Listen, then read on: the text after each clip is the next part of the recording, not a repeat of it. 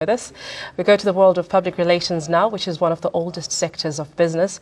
And needless to say, every leader, every company needs public relations in order to engage, not just with the media, but with the ordinary citizens. Now, the past few years, however, have witnessed the growing trend of small businesses and freelancers in the industry. They are taking over from the big companies. Now, joining me in studio is publicist Loraine Sibanda, and she will talk to us about her journey into the field of PR. Loraine, thank you so much for joining us. It is such a pleasure to have you on the show. Hi, Audrey. Thank you so much for having me. How are you guys taking over the world? I understand the PR firms are coming from being the underdogs, from the small companies and, taking over. How has been your journey? My journey has been amazing. I come from a communications background, essentially. I work for MultiChoice. Started off in the call center and found my way into the communications department, which was still under the customer care division. So having been there for like 5.5 years, I decided that I wanted to pursue my career in fashion styling. So initially that is exactly what I wanted to do, but as God or fate, I don't know what you call it, had its way, I started working with a celebrity by the name of Solange.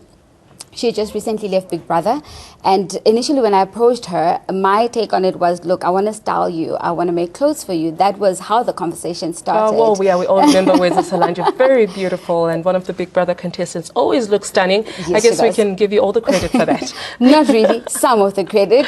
Okay. So that's how my journey with PR started. She wasn't exactly with a manager or any PR firm, and so she would just say to me, listen, here's a challenge for you, can you do this for me? This is what I want to do. And that's how I started working in PR.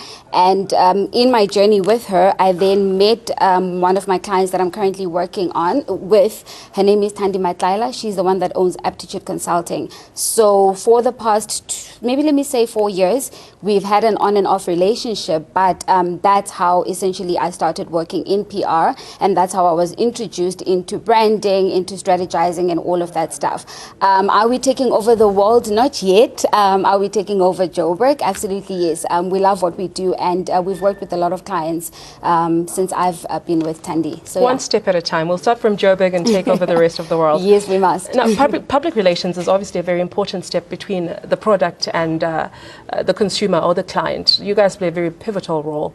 How do you hone your skills to make sure that you bridge that gap and the client gets what they need and, the people who have the product make sure that their product gets to their customer? I think there's a very thin line in PR. Some people can step into marketing as well. So we don't exactly go further as far as actually marketing the product itself. Honing your skill really comes from a place of passion. This is what you do all the time, I'm sure. And how you hone your skills really depends on how much you love what you do and how far you want to take your career. So the same is with PR. It just depends on how far you want to stretch yourself and how passionate you are about what you do. But what we try and do, or how we are good at what we do, stems from the fact that we build relationships with our clients. We try and get to know them better as individuals, because at the moment we work with both organizations as well as individuals, which is from artists to fashion stylists and musicians as well. And then we've got organizations as well, but it's all within the entertainment space at the moment.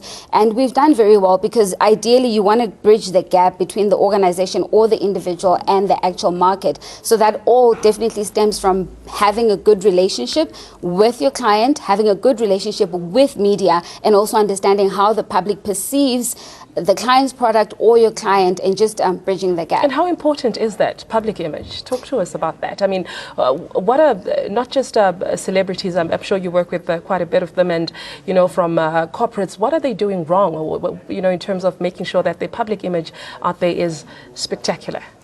I think in 2016, you can't not be aware what it is that you're doing wrong or not know, because look, as long as you have a team that's working in terms of your strategy, right? With the rise of social media, it's made it very easy for brands to know where they stand as far as their consumers are concerned, if people love their brand or not. So as long as you do research, as long as you engage, I think engagement is actually the biggest contributor in terms of whether your clients stay with you or how you resolve problems that they may have. So for us, like I've said, we work with our individuals. We sit down with them and try and find out who they are, what it is that they want to achieve.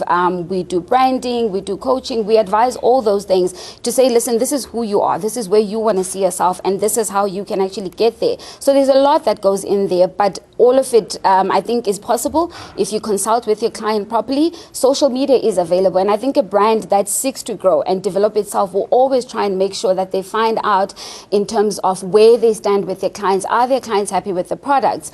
I recently attended a Marie Claire event where Urban Decay is a new makeup brand that's recently launched in South Africa. And Marie Claire came up with this nice initiative to actually invite their readers to that makeup, to an exclusive makeup launch, where they're shown how to apply the makeup, where they give feedback, they ask questions. How do I use mascara? You know, something as minor as that really matters to a reader who enjoys buying Marie Claire, because then they have that one-on-one interaction with the makeup artist. You test the product, you feel the product, and it gives them feedback. You can relate to it, you know, it resonates with you. So, what has been your favorite, or should I say easier? No, let me say favorite to work with. Is it personalities or, you know, big corporates? What would you prefer? What would work for you? I think I prefer to work with individuals because, look, no one is perfect. We're people, we're all growing, we're developing. Tempers will flare here and there, you know, but at the end of the day, we're there to grow, we're there to develop each other. So I prefer to work with individuals because in the long run, when I start with you, I've taken you from point A. After being with you for 2 years or 3 years, I need to be able to see that we've come at point 4. So that gives me more joy because I'm dealing with a person, whereas organizations are a bit inflexible. And they have structures, so that also can be a bit of a determinant in terms of what it is that we want to do. Let's talk about your other passion that you discovered since the age of 16, fashion design. How far are you with that? I see we have a couple of pictures here, which I wish our viewers would see. Beautiful African prints that I see here, which I wish you had brought some of that for myself. Talk to us about the fashion design industry and how you hope to drive that brand across Johannesburg and hopefully Africa and the rest of the world eventually. My mom is a seamstress. She's been a seamstress for as long as I could remember. So initially I was like, no, this is not a career for me, because we had to carry the sewing machine to the rank with her. We had to unpick clothes. So it really was a tedious job. I really was not attracted to it at all until I entered a design competition for some reason. And I actually won a lot of money. I made about 3 outfits, which were showcased at the Zim Kotko Fashion. That was like back in the day. Yes. And so I stopped. But when I came into SA and I started working with celebrities, that passion was kind of like rekindled. Right. So I'm working on my own. And if you're going to win money from it, I'm sure that'll also... No. When you're young and starting out, you're not exactly wise. As soon as that money came in, all I did was buy handbags and buy shoes. I was like, I've earned this. This was a sign that I can do this year. So that was not a good business move. But Bubble Love Couture is really the name of the brand. Right. I'm working on it very slowly at the moment. I haven't really released it. I worked on a winter range, but again, I'm still learning my journey as a fashion designer and as an entrepreneur. It didn't work out as well as I wanted it to, but the summer range is definitely going to be something different and something very colorful and something that resonates with my personality, because I'm a very bright, colorful person, and that's what people know me as. So I want that brand to represent who I am as Loraine. And, speaking of your brands, so you incorporate, you know, being a publicist, image consultant, inspirational speaker. How do you make all this work, and how do you tie it into your brand and you make sure that it flows with regards to the image that you're trying to portray out there? It's easy. I mean, if it's your passion, it becomes easy, doesn't it? Support. I think the first and foremost important thing is to know what it is that you want to do. Also set timelines. I think one of the things that I did very quickly earlier on was wanting to achieve everything all together in one go, which I soon learned is really not possible. So the inspirational speaking part of it comes from how I share my messages. I do that on Facebook. I try and do that as much as I can on Twitter. But because now people know, in terms of the community I've built around myself, that is what I do. It's not a paying thing that I do or a playing role that I play, really. It's just something that I do passionately. So I've had speaking engagements where I speak in Soweto. I've spoken at the Global Round Table with SMEs that are starting out to say, what can you do differently? So I talk about those things that I do that I've learned from my business, which is the PR aspect, which is the fashion styling aspect, and which is the image consulting aspect. So it's not very difficult. You can't have it all. Obviously, doing all those things means I don't have time to hang out with family as much as I would love to.